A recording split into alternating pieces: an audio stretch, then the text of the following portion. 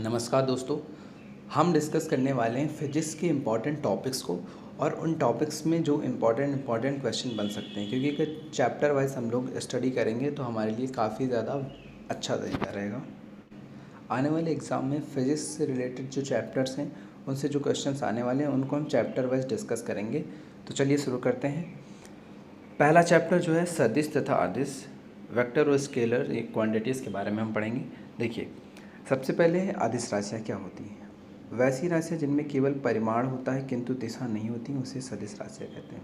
मतलब जिनको प्रेजेंट करने के लिए किसकी आवश्यकता होती है, परिमाण होता है और दिशा की आवश्यकता नहीं होती। मतलब किस डायरेक्शन में जा रहे हैं ये मैटर नहीं करता है, लेकिन कोई कितना दूर चला ये मैटर करता है, या फिर कितना उसकी क्वांटिटी मैटर करती है, यानी कि कितना परिमाण है, जो डिजिट में नंबर्स आते हैं वो मैटर करते हैं, कितनी लेंथ इसकी, कितना आयतन है। तो ये कौन कौन सी राशियाँ हैं, जैसे मास।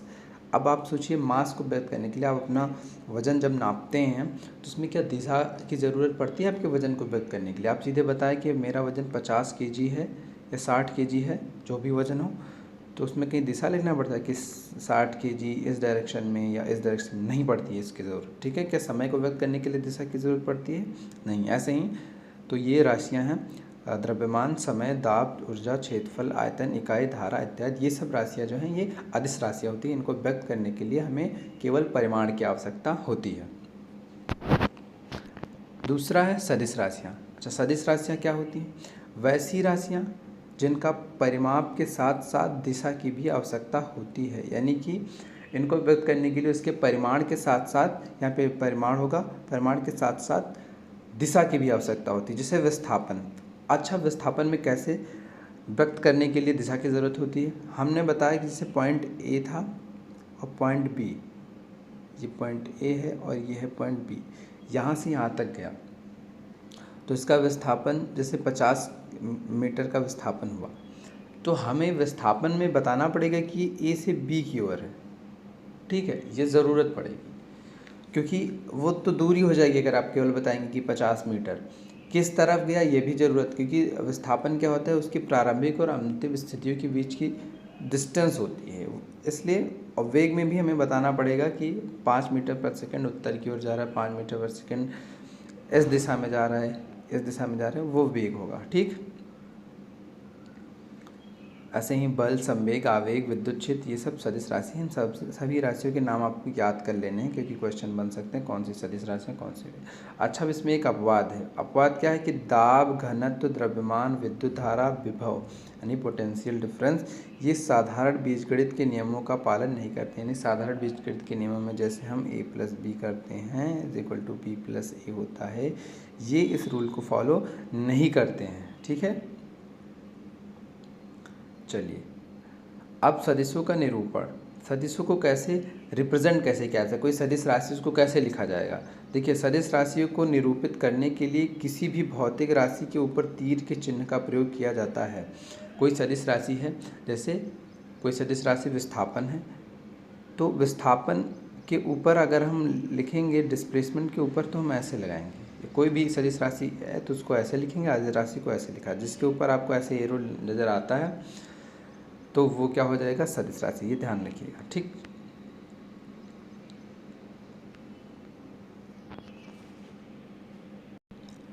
अब आता है सदिशों के जोड़ के नियम, कि सदिशों को कैसे ऐड किया जाता है। देखो, सदिशों को ऐड करने के लिए दो नियम होते हैं, एक त्रिभुज का नियम, एक समांतर चतुर्भुज का नियम। जिस तरीके से ये मान ली सदिश ए सदिश बी है और ये सदिश इसका परिणामी आर, इसको ऐसे जोड़ा जा सकता है। तो इसको आप निकाल के, इस भुजा को निकाल के आप इसके परिणामी को निकाल सकते हैं। अब जो सबसे ज़्यादा इम्पॉर्टेंट जो आपके एग्जाम्स में क्वेश्चन बनते हैं वो बनते हैं समांतर चतुर्भुज के नियम से, जिसको हम डिस्कस करते हैं।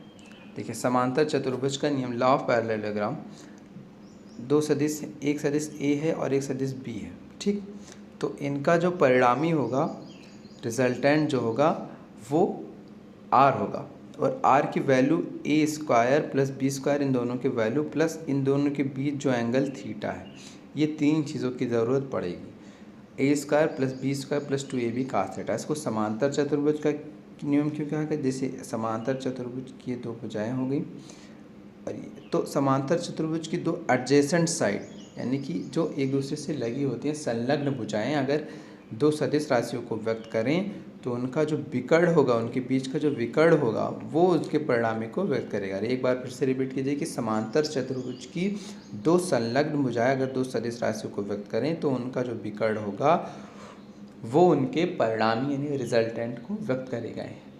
रिजल्टेंट का मतलब क्या हुआ कि दो सदिश राशियों का मिलाकर जो प्रभाव पड़ेगा, एक बल इधर लग रहा है, एक बल इधर लग रहा है और उनके बीच इतना कोण है, तो अब जो दोनों बलों को मिला के जो परिणाम बनेगा वो ऐसा नहीं हो जाएगा कि जैसे 5 न्यूटन का बल ये लग रहा है और 4 न्यूटन का बल ये लग रहा है, ठीक।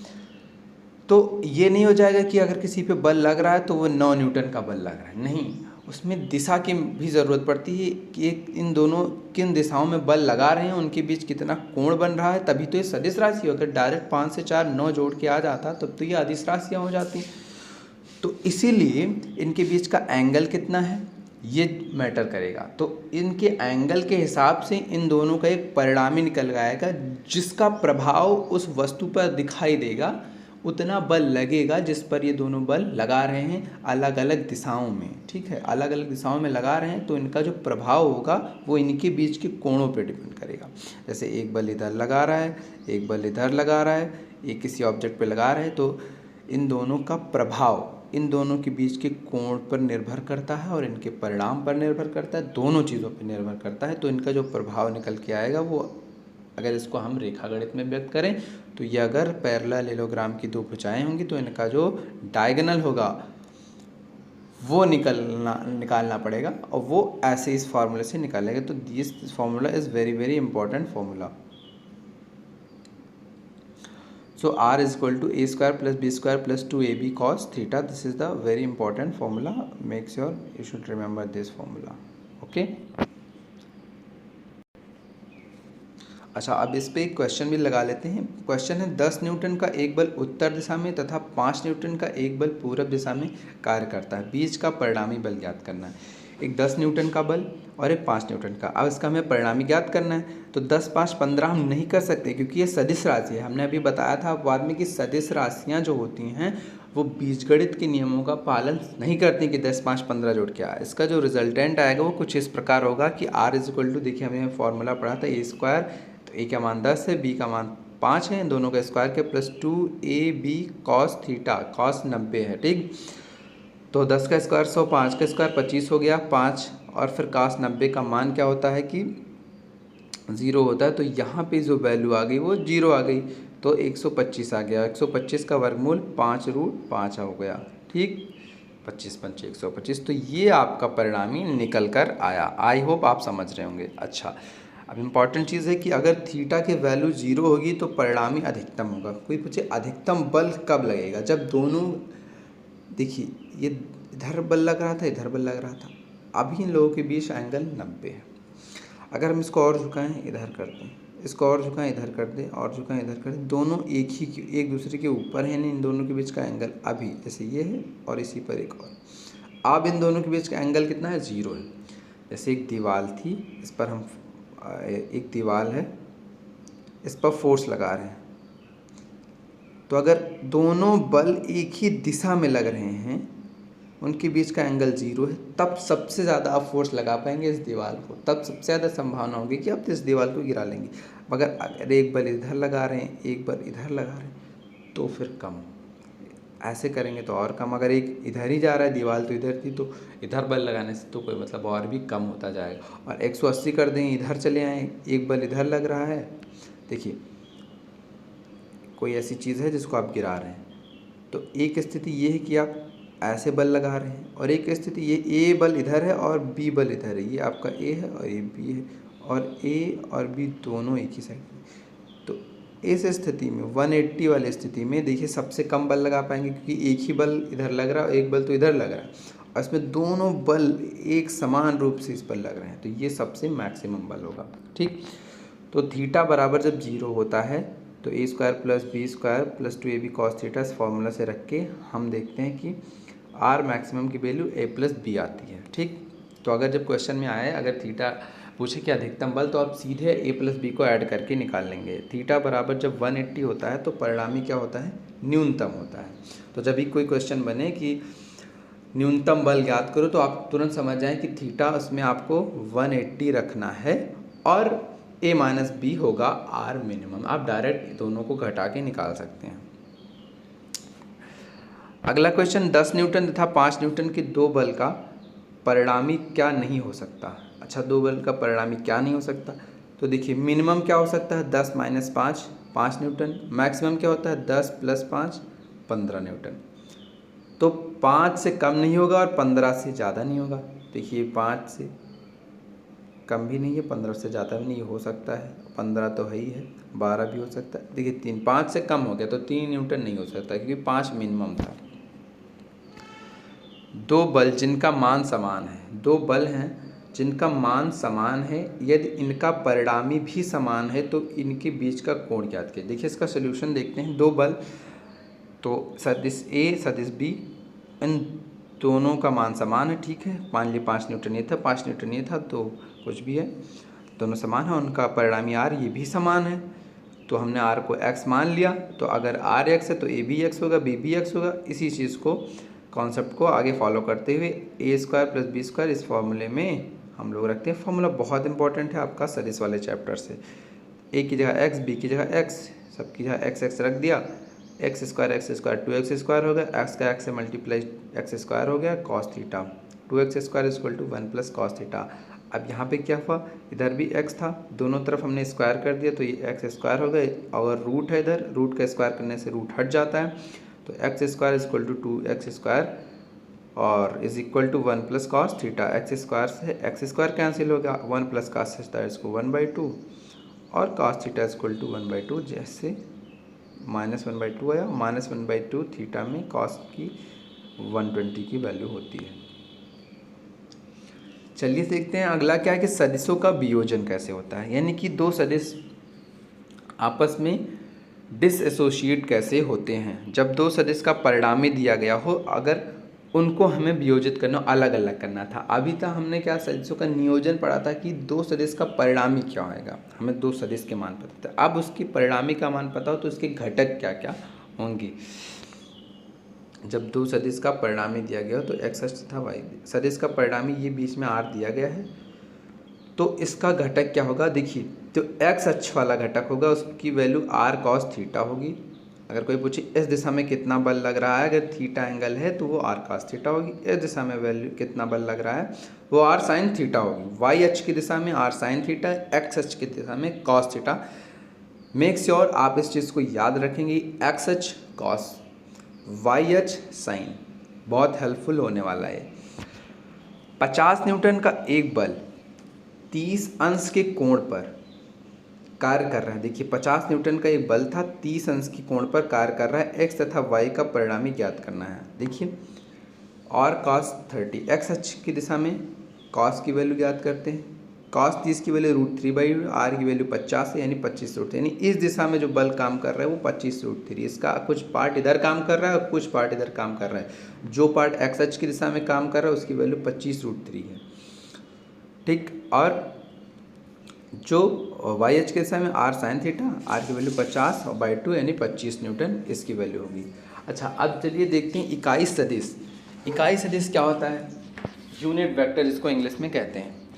देखिए एक्स अक्ष की दिशा में जो इकाई सदिश होता है उसको आई से रिप्रेजेंट करते हैं, वाई अक्ष में जेड से रिप्रेजेंट करते हैं और ऊपर ये जो लगा है इसको कैप बोलते हैं, आई जे के, ठीक। किसी वस्तु का वेग 12i + 5j तो परिणामी ज्ञात करना। अच्छा आई जी क्या है, इसको सदिश के परिमाण के साथ व्यक्त किया। जैसे 12i लिखा है तो इसका मतलब ये हुआ कि 12 परिमाण का कोई भी सदिश एक्स अक्ष की दिशा में वर्ग कर रहा है। बल है तो बल लग रहा है, यानी उसकी दिशा क्या है, एक्स अक्ष की दिशा है, तो आई दिशा को दिखाता है, ये परिमाण को दिखाता है। 5j फोर्स अगर लिखा है तो इसका मतलब 5 न्यूटन का बल j यानी कि वाई अक्ष की दिशा में वर्क कर रहा है, ठीक।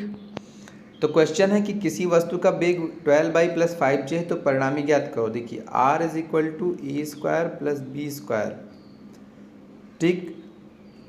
तो परिणामी ज्ञात करना है तो r = a² + b² है। देखिए यहाँ पे जो थीटा की वैल्यू थी वो आपकी क्या हो गई थी, cos 0, जिसकी वजह से इसकी वैल्यू 0 होगी और थीटा की वैल्यू 0, तो बाकी वैल्यू 0 आ गई। इस वजह से r equal to a square plus B square हो गया। अब आता है सदिशों का गुणनफल। देखिए सदिशों का गुणनफल कैसे किया जाता है। दो सदिश हैं, उनको कैसे गुणा किया जाएगा। पहला अदिश गुणन, दूसरा सदिश गुणन। सदिश गुणन को डॉट से सूचित किया जाता है। कोई दो सदिश ए व बी थीटा कोण पर हों तो उनका अदिश गुणनफल क्या होगा। देखिए अदिश गुणन होता है ए डॉट बी। दो राशियां सदिश राशियों को कैसे व्यक्त किया जाता है, हम लोगों ने पढ़ा है कि दो सदिश राशियों को व्यक्त करने के लिए ए डॉट बी लिखते हैं और ए बी कॉस थीटा होता है। तो this is the important formula. ठीक, अब सदिशों का सदिश गुणन कैसे होता है। सदिशों का सदिश गुणन ए क्रॉस बी इसको पढ़ते हैं, ये ए बी साइन थीटा होता है। अदिश गुणन ए बी कॉस थीटा और सदिश गुणन a b sine theta. The question is कि 20 न्यूटन तथा 50 न्यूटन के बल 30 अंश पर कार्य कर रहे हैं, इसके अदिश तथा सदिश गुणन। देखिए हमने अभी पढ़ा है कि अदिश और सदिश गुणन क्या हो। सदिश गुणन ए क्रॉस बी साइन थीटा होता है। तो 20 और 50 न्यूटन के दो बल थे, थीटा की वैल्यू 30 थी। 20 गुणे 50 5 और गुणे साइन 30 की मान 1/2 होता है। अदिश गुणन में बस cos 30 हो जाएगा, साइन 30 की जगह। cos 30 की वैल्यू √3/2 होती है, जिससे ये वैल्यू आ गई 50√3। दो सदिश के अदिश तथा सदिश गुणन बराबर है, यानी ए क्रॉस बी सदिश गुणन हुआ, ए डॉट बी अदिश गुणन। आपको इसको ऐसे पढ़ना भी है, ए क्रॉस बी सदिश गुणन को, ए डॉट बी अदिश गुणन को। तो ये बराबर है, चलिए बराबर रख देते हैं। तो ए से ए कैंसिल हो गया, बी से बी कैंसिल हो गया, sine theta upon cos theta tan theta हो गया, इज इक्वल टू वैल्यू 1 आई और थीटा की वैल्यू 145 डिग्री हो गई। नेक्स्ट क्वेश्चन, यदि बल 12 तथा विस्थापन 20J हो तो कार्य बताइए। इसमें हमें कार्य बताना है। देखिए इसमें दिया theta is equal to 90 degree है, दोनों लंबवत कार्य कर रहे हैं। Work is equal to Fs होता है, यानी कार्य जो है वो बल और समय के अदिश गुणनफल के बराबर होता है। अदिश गुणनफल 12 × 20J। तो cos theta is equal to 90 और cos 90 की वैल्यू 0 होगी, तो इसलिए वर्क क्या आ गया, 0 आ गया। रेखीय गति, लीनियर मोशन क्या होता है, यानी कोई चीज़ स्ट्रेट अगर गति कर रही है तो उसमें कौन कौन सी टर्म्स आती हैं, कौन कौन से पद आते हैं जो जरूर। देखिए सबसे पहले जो चीज़ आती है वो आती है दूरी। दूरी और विस्थापन दो चीज़ें आती हैं। ए से पॉइंट बी तक आप गए, आप इस रास्ते से गए और एक, तो ये आपकी दूरी हुई। लेकिन विस्थापन क्या होगा, आपकी पहले की स्थिति क्या थी और बाद की स्थिति और उसके बीच के डिस्टेंस, आप किस रास्ते से गए हैं ये नहीं ज़रूरी है, कितना दूर चलें ये नहीं ज़रूरी। अब आपके बीच की सबसे शॉर्टेस्ट डिस्टेंस क्या है, ये है विस्थापन। तो विस्थापन में दिशा ज़रूरी है लेकिन दूरी में नहीं। तो दूरी क्या है, एक अदिश राशि है और इसका मात्रक मीटर है, इसकी बीमा L है। विस्थापन क्या है, एक सदिश राशि है, इसकी भी मात्रक मीटर है, इसकी भी बीमा L है। दूरी कभी नेगेटिव नहीं हो सकती। अगर किसी वस्तु को 5 मीटर की ऊंचाई तक फेंका जाता है और वह पुनः पूर्वावस्था में आ जाती है तो दूरी और विस्थापन का अनुपात क्या होगा। देखिए अगर विस्थापन का मतलब अपनी पहली और आरंभिक और अंतिम स्थिति के बीच की दूरी, तो पहले गिरा जमीन से फेंका गया वापस ज़मीन पे आ गया, तो यानी पहले और अब की स्थिति के बीच की दूरी 0 है, तो यानी विस्थापन 0 हो गया। और दूरी भाई 5 गया और 5 वापस आया तो 10 हो गया दूरी। तो इन दोनों का अनुपात निकालेंगे तो इनफाइनाइट आएगा। ठीक, चाल। अब देखिए चाल क्या होती है। एकांक समय में चली गई दूरी को चाल कहते हैं, यानी पर सेकंड आप कितना चले ये आपकी चाल हुई, पर मिनट आप कितना चले ये आपकी चाल हुई, पर आर कितना चल रहे हैं आप। एकांक समय में चली गई दूरी को चाल कहते हैं। चाल का जो फार्मूला होता है चाल बराबर दूरी बटे समय होता है। मात्रक, चाल का मात्रक मीटर पर सेकंड होता है। LT-1 इसकी विमा होती है और एक अदिश राशि है। वेग, एकांक समय में तय किए गए विस्थापन को, यानी एकांक समय कितना विस्थापन किए, ये विस्थापन बटा समय होता है, इसलिए सदिश राशि है। इसका भी मात्रक मीटर पर सेकंड होगा। वेग दो प्रकार के होते हैं, एक प्रारंभिक वेग होता है, एक अंतिम वेग होता है। विराम से चलने पर प्रारंभिक वेग को u से, इनिशियल वेलोसिटी को, फाइनल वेलोसिटी को v से रिप्रेजेंट करते हैं। विराम से अगर कोई चीज़ चल रही है, रुकी हुई है, अब स्टार्ट हुई है, तो उसका प्रारंभिक वेग 0 है। ये आपके न्यूमेरिकल्स में हेल्प करेगा। ब्रेक लगाएंगे तो आप खुद मान लेंगे कि उसका अंतिम वेग 0 है। ठीक। त्वरण व मंदन क्या होता है? वेग परिवर्तन की दर को त्वरण कहते हैं, यानी कि पर सेकंड आपका वेग में कितना ज़्यादा चेंज आ रहा है। जैसे आप बाइक चलाते हैं तो एक्सीलरेशन उसमें होता है, आप उसके एक्सीलरेटर को जब खींचते हैं तो आपकी क्या इस गाड़ी की स्पीड चेंज हो जाती है। तो वही चीज़ पर सेकंड आपकी स्पीड कितना चेंज हो रही है, this is called acceleration. Acceleration का फॉर्मूला है कि प्रारंभिक वेग और अंतिम वेग का अंतर v minus you upon T. तो वेग का मात्रा मीटर पर सेकंड, यहाँ पे माफ़ कीजिएगा थोड़ी सी गलती है कि मीटर पर सेकंड स्क्वायर यहाँ पे होना चाहिए, क्योंकि वेग का मात्रा मीटर पर सेकंड होगा और यहाँ पे सेकंड एक और हो जाएगा, तो मीटर पर सेकंड इंटू सेकंड मीटर पर सेकंड स्क्वायर हो जाएगा। इसकी वीमा LT माइनस 2 होगी। जो त्वरण वेग को घटाता है उसे मंदन कहते हैं। मंदन क्या होता है? जब किसी का वेग कम हो रहा हो, उसके वेग में परिवर्तन जो है वो बढ़ने की बजाय घट रहा है, तो उसको मंदन कहते हैं। यह ऋणात्मक होता है। एक कार की चाल 5 सेकंड में 42 मीटर पर सेकंड से 77 मीटर पर सेकंड हो जाती है। त्वरण ज्ञात करना है। देखिए तो उसके वेग में परिवर्तन कितना हुआ, 77 से 42 हो गया, तो वेग में परिवर्तन आया 35 का, अपॉन 5 कर दिए, 35 अपॉन 5 आप देख सकते हैं 7 हो गया। तो ये आपका 7 मीटर पर सेकंड स्क्वायर इसका आंसर हो गया। एक स्कूटी की चाल 9 सेकंड में 92 मीटर पर सेकंड से घटकर 11 मीटर पर सेकंड रह जाती है। त्वरण मंदन ज्ञात करना है। 11 से 92 हो गई, तो ये ऋणात्मक हो गई। चाल देखिए घट रही है, इसकी स्पीड घट रही है, तो ये मंदन हो गया। तो ये आपका -9 मीटर पर सेकंड स्क्वायर मंदन आ गया। नेक्स्ट क्वेश्चन है कि मीनार से गिरते हुए पत्थर का वेग 5 सेकंड के बाद क्या होगा।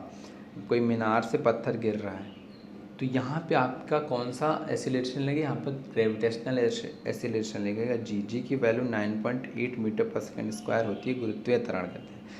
अंतिम वेग v मान लीजिए था, प्रारंभिक वेग 0 था, वहाँ से छोड़ा गया, इसलिए जब वहाँ पे ड्रॉप कर रहे हैं तो वहाँ छोड़ रहे हैं, इसलिए इसका वेग वहाँ पे 0 था। तो v इज इक्वल टू क्या गया, इसको अगर मल्टीप्लाई इधर फर्दर करेंगे तो आपका 49 मीटर पर सेकेंड आंसर आ गया। ठीक है।